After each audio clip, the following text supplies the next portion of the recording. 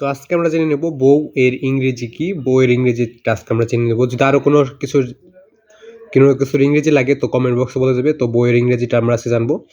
তো নিচে তো রয়েছে, তোটা দেখার আগে তোমরা চ্যানেল নতুন হয়ে থাকলে চ্যানেলটাকে সাবস্ক্রাইব করবে, নোটিফিকেশন করবে, ভিডিও দেখে লাইক করবে। যদি আরো কোনো প্রশ্নের উত্তর লাগে তো অবশ্যই কমেন্ট বক্সে বলে যাবে তোমাদের কোন প্রশ্নের উত্তরটা লাগবে।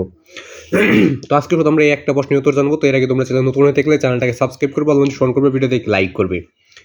তো দুটো কিন্তু নিচে রয়েছে, তোটা দেখার আগে তোমরা চ্যানেল নতুন হয়ে থাকলে অবশ্যই চ্যানেলটিকে সাবস্ক্রাইব করবে এবং অল নোটিফিকেশন অন করে রাখবে। তো উত্তরটা আমরা দেখে নেই। উত্তরটা দেখার আগে সকলে চ্যানেলটাকে সাবস্ক্রাইব করবে এবং সকলের প্রতি আমার সালাম, আসসালামু আলাইকুম। তো সকলে ইসলামের জবাব অবশ্যই দিবে এবং তোমাদের একটা করে সাবস্ক্রাইব আবার নতুন ভিডিও করার অনুপ্রেরণা যোগায়। তো দেখো, বইয়ের ইংরেজি হচ্ছে ওয়াইফ, WIFE, ম্যারিড বা ম্যারিড উম্যান। ম্যারিড উম্যান দিবে, তাহলে ওয়াইফ দিবে, দুইটার মানে কিন্তু একই। বউ এটা কিন্তু বিয়ে করার, ম্যারিড অর্থ হচ্ছে আবার বিয়ে। তো বইয়ের ইংরেজি হইলো ওয়াইফ দিবে, শুধু ওয়াইফটাই বেটার হবে, ওইট বেচালে যাওয়ার দরকার নেই, ওটা